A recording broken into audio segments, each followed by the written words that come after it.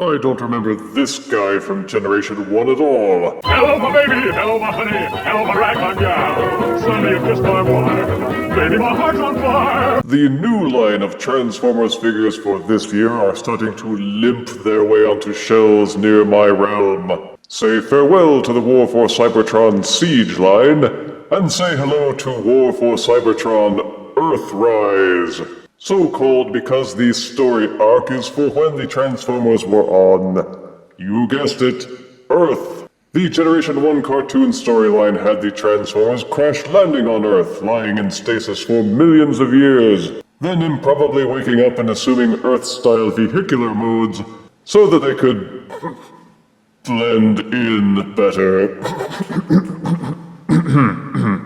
And this line centers around that particular vein of nostalgia. Starting off with Deluxe Ironworks, the packaging has been altered from Siege a little bit.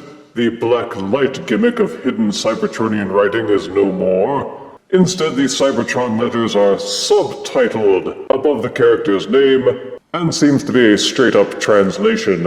I'm not even going to bother with it, unless I learn that it's some kind of discount code that gives you 50% off at Hasbro Pulse's website. The box is deluxe size and has a plastic window to peek at the figure within.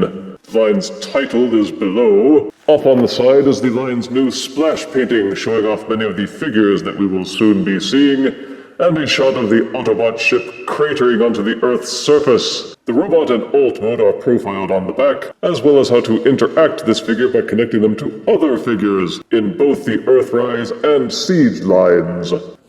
Character art is on the slanty side panel, but enough of this stupid box. Let us extract Ironworks and see if Iron works.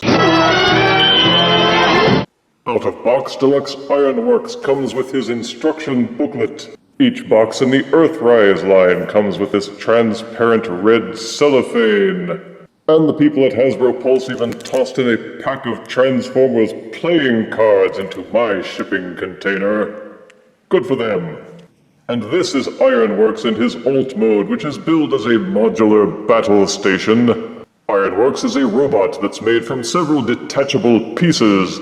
Not unlike the Siege line weaponizers, they've rechristened the Battlemaster gimmick as A.I.R, A.I.R, which stands for Adaptable Interconnection Retrofitter.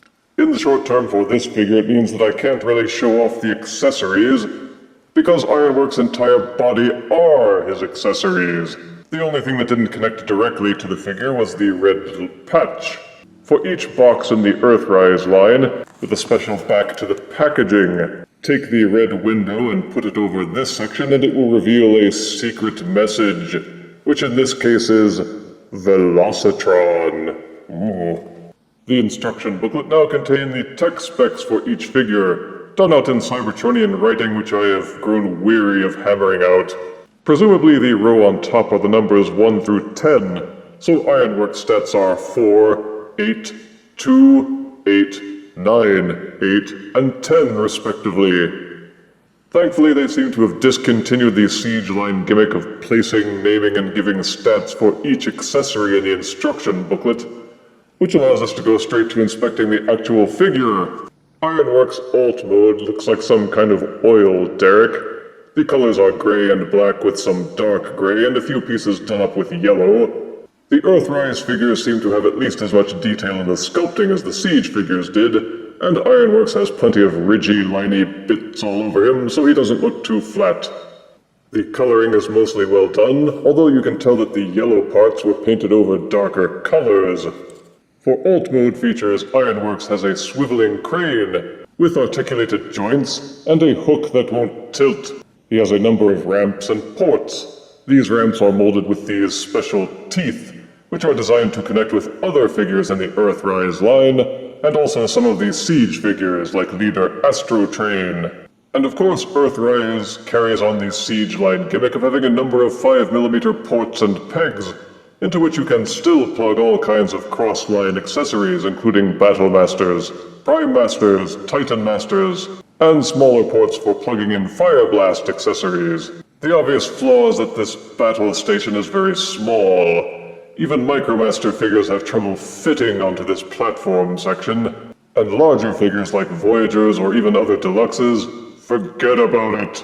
Although the instructions show that you can link Ironworks to Voyager Grapple, this line already has a disturbingly large number of cranes.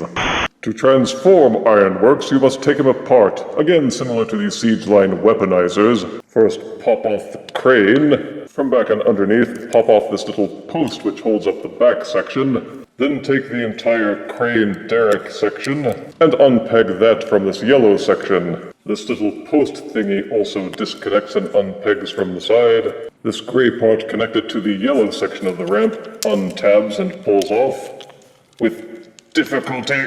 This flappy section also detaches. Unpeg each of these gray flat sections from the yellow section. And this is Ironworks dismantled. What exactly do they expect you to do with these fragments? Well, set up as they are with 5mm ports and pegs, you can reconfigure Ironworks in any way that you care to try. The instructions have two alternative methods that you can use. Take these two sections with the gray ramps. The gray ramps untab from the sides and fold outwards. With these red portions pointed outwards, take these two sections and connect them together. Do the same with this portion and the other loose panel. Then take each of the two sections and connect those together. And hey presto, you have a makeshift and very wobbly bridge. This bridge section also has teeth extensions so that you can connect him to Omega Supreme, to Leader Astrotrain, or other Earthrise figures that have these compatible teeth.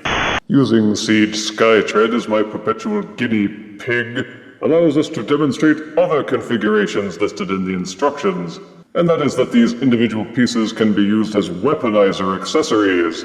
Unpeg the ramps from these sections and tilt them up, then use the pegs to make them into Skytread's elevator boots. You then tilt the ramp sections backwards to serve as makeshift shin guards.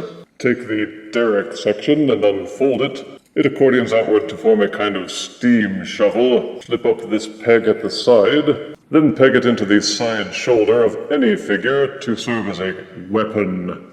Take the loose panel section and plug it into the one that has these pegs poking out from the bottom. Snap those together. Tilt out one of these peg sections and plug that into the other arm to serve as a shield.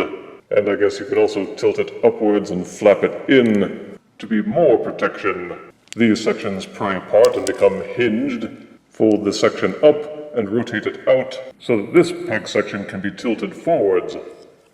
Plug this into the back of Skytread, then take the hook arm section.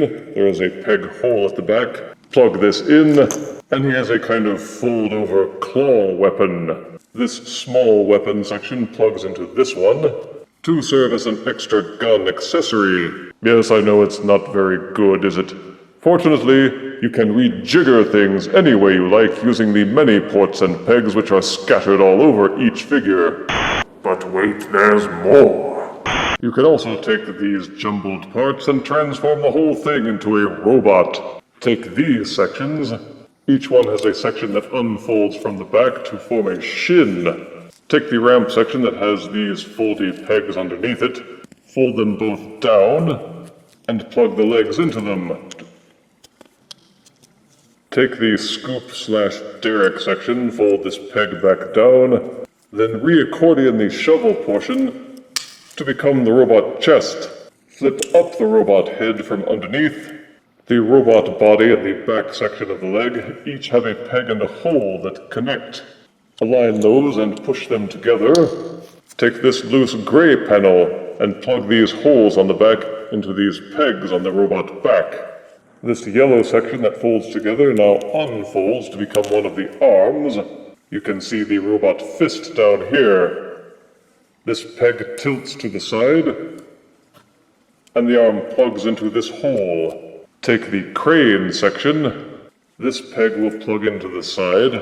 However, you must rotate the crane section so that the elbow will bend forwards, and rotate the hook so that it points down. The hook can be removed as a separate weapon accessory. Plug the arm into the side, Give him his weapon accessory, and Ironworks' transformation is complete. The transformation is not too hard, but not too easy, and this is Ironworks in robot mode.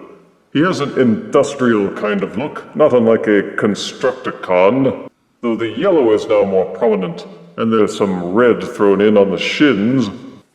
He has a nice face-plated head with no robot lips, and for a bot that's made out of assembled bits, he feels pretty solid with decent heft. The joints feel nice and tight, although the parts painted yellow wound up thicker with the paint layers, and those joints feel a little bit too tight.